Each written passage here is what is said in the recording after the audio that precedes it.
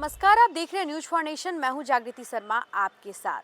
अगर आप बिहार में सरकारी मेडिकल कॉलेज में असिस्टेंट प्रोफेसर है तो आपके लिए खबर बहुत अहम होने वाली है। आपको बता दें कि नीतीश सरकार ने बिहार के सरकारी मेडिकल कॉलेज में असिस्टेंट प्रोफेसर को लेकर एक बड़ा बदलाव जारी किया है, जिसको लेकर डॉक्टर ने असंतोष जताया है। कई डॉक्टरों ने इसको लेकर ये जताई है। पूरी खबर आपको विस्तार से बताते हैं।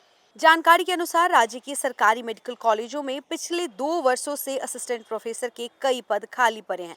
इन पदों पर नियुक्ति की प्रक्रिया बिहार लोक सेवा आयोग द्वारा अप्रैल 2025 में शुरू की गई थी। हालांकि भर्ती नियमों की स्पष्टता नहीं होने के कारण साक्षात्कार प्रक्रिया को बीच में ही रोक दिया गया था। इसके बाद से अभ्यर्थी नियुक्ति प्रक्रिया दोबारा शुरू होने का इंतजार कर रहे थे। अब स्वास्थ्य विभाग ने नई अधिसूचना जारी कर भर्ती से जुड़े नियमों को स्पष्ट कर दिया है।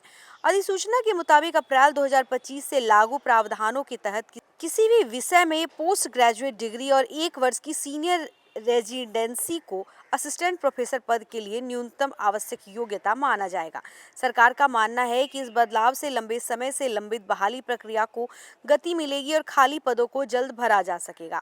हालांकि इस नए नियम से सीनियर रेजिडेंट डॉक्टरों की चिंता बढ़ गई है। नेशनल मेडिकल कमीशन के मानकों के अनुसार 3 वर्षों की सीनियर रेजिडेंसी पूरी कर चुके डॉक्टरों को पहले अतिरिक्त अनुभव का लाभ मिलता था। सरकारी मेडिकल कॉलेज संस्थानों में कार्यरत वरिष्ठ निवासी चिकित्सकों और उनके कार्य अनुभव को आधार पर अतिरिक्त अंक दिए जाते थे, जिससे उन्हें भर्ती प्रक्रिया में प्राथमिकता मिलती थी। लेकिन नए नियमावली में 2 साल के अतिरिक्त कार्य अनुभव के लाभ को पूरी तरह समाप्त कर दिया गया है। डॉक्टरों का कहना है कि इस बदलाव से अब केवल 1 वर्ष का अनुभव रखने वाले अपेक्षाकृत कम अनुभवी चिकित्सक भी असिस्टेंट प्रोफेसर पद के लिए पात्र हो जाएंगे। उनका आरोप है कि इससे लंबे समय से सरकारी संस्थानों में सेवा दे रहे डॉक्टरों के साथ अन्याय होगा। एनएमसीएच में कार्यरत एक चिकित्सक ने बताया कि 3 साल तक सीनियर रेजिडेंसी करने वाले डॉक्टरों को अब कोई अतिरिक्त फायदा नहीं मिलेगा, जिससे उनकी मेहनत और अनुभव की अनदेखी होगी।